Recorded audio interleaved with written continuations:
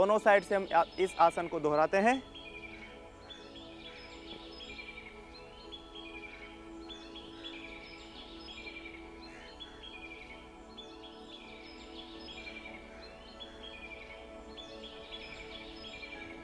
इस प्रकार से हमने गोमुखासन का अभ्यास किया। आगे हम देखेंगे वक्रासन। वक्रासन के लिए दोनों पैरों को फैला लें, दंडासन की स्थिति में आ जाएं। दंडासन की स्थिति में आने के पश्चात अपने लेफ्ट लेग को फोल्ड कर दें। फोल्ड इतना ही करें कि वो राइट लेग के घुटनों के पैरेलल आ जाए। घुटनों के पैरेलल आने के पश्चात राइट हैंड को उठाएंगे, लेफ्ट के लेटरली लेते हुए राइट पैर के घुटने को पकड़ लेंगे और जो पैर फोल्ड किया है उस साइड में अपनी बॉडी को ट्विस्ट कर देंगे।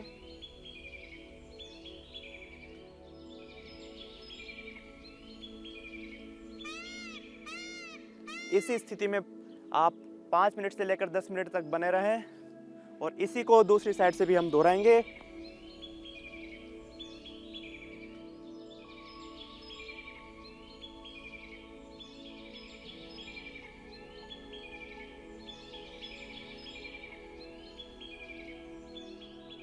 इस प्रकार से आप वक्रासन के भी अभ्यास को कर सकते हैं।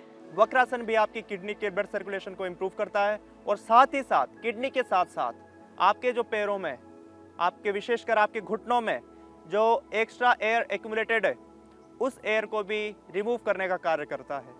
वक्रासन का नियमित अभ्यास करें। और आइए अब हम आगे देखते हैं।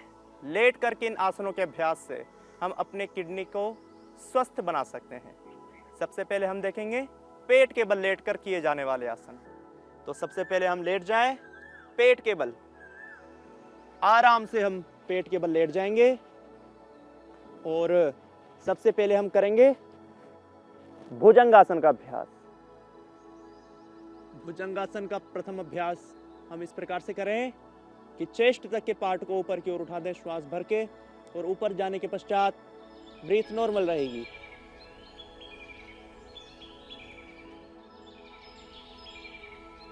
इसी प्रकार से आप भुजंगासन के अभ्यास को, इस अभ्यास को भी 5 मिनट से लेकर 10 मिनट तक कर सकते हैं।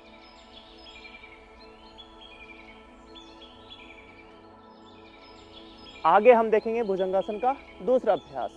भुजंगासन के दूसरे अभ्यास के लिए और इस प्रकार से बाएं हथेली के ऊपर दाएं हथेली रखकर लंबी गहरी श्वास लेते हुए ऊपर की ओर उठ जाएं।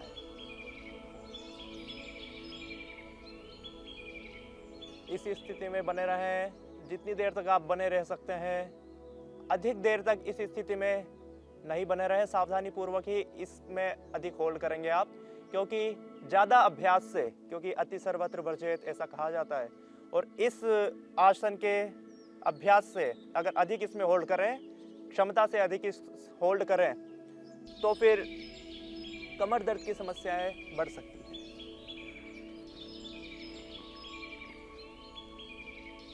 इस आसन को भी आप 5 से लेकर 10 मिनट तक कर सकते हैं। आगे हम करेंगे भुजंगासन का तीसरा अभ्यास।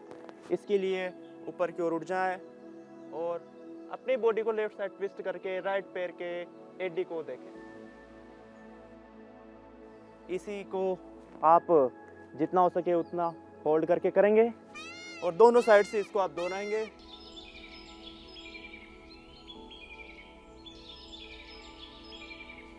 इस प्रकार से आगे हम देखेंगे मकर आसन। मकर आसन के लिए थोड़ी के नीचे दोनों हाथों को इस प्रकार से रख दें और अपने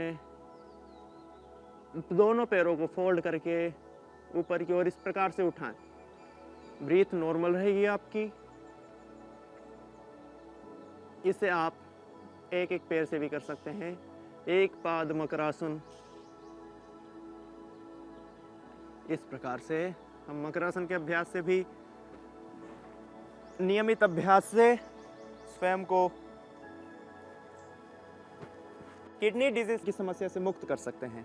आगे हम पीठ के बल लेटकर करेंगे पवन मुक्तासन।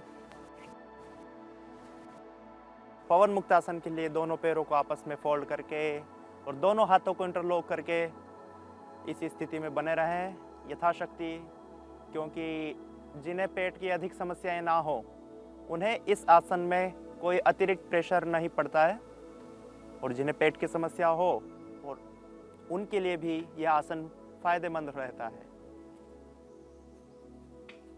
इस आसन में आप कपालभाति प्राणायाम का भी अभ्यास कर सकते हैं और लगभग 5 मिनट से लेकर 10 मिनट तक आप इस आसन में होल्ड करके रख सकते हैं। आगे हम करेंगे सेतु बंधासन। सेतु बंधासन के लिए अपने दोनों पैरों को फोल्ड कर लें और आपकी एड़ियां हिप्स से लगी हुई हों। अब अपने दोनों हाथों से दोनों पैरों के एंकल को पकड़ लेंगे और धीरे धीरे लंबी गहरी श्वास लेते हुए अपने बीच वाले पार्ट को ऊपर की ओर उठा देंगे। हाथ का सहारा भी आप ले सकते हैं अगर कमर में दर्द महसूस हो रहा हो।